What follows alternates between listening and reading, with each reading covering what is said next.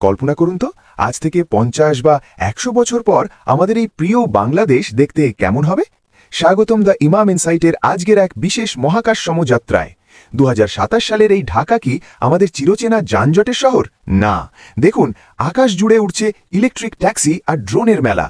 কাঁচের সুউচ্চ ভবন আর নিয়ন আলোর ঝিলিক বলে দিচ্ছে প্রযুক্তির এক নতুন যুগে প্রবেশ করেছি আমরা। ২১০০ সালের এই হাইটেক বন্দর এখন আর শুধু জাহাজ ভেড়ার জায়গা নয়, বঙ্গোপসাগরের নীল জলরাশির ওপর বিশাল উইন্ড টারবাইন আর ভাসমান কৃত্রিম দ্বীপ একে রূপান্তর করেছে বিশ্বের অন্যতম শক্তিশালী সামুদ্রিক হাবে। কিন্তু আমাদের শিকড় কি তবে হারিয়ে যাবে?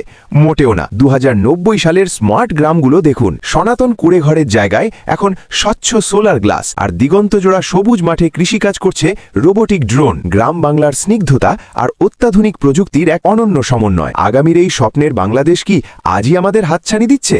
আপনার কাছে কোন পরিবর্তনটি সবচেয়ে বিস্ময়কর মনে হলো? কমেন্টে আপনার মূল্যবান মতামত জানান এবং আগামী দুনিয়া নিয়ে এমন আরও ইনসাইট পেতে সাবস্ক্রাইব করুন দ্য ইমাম ইনসাইট।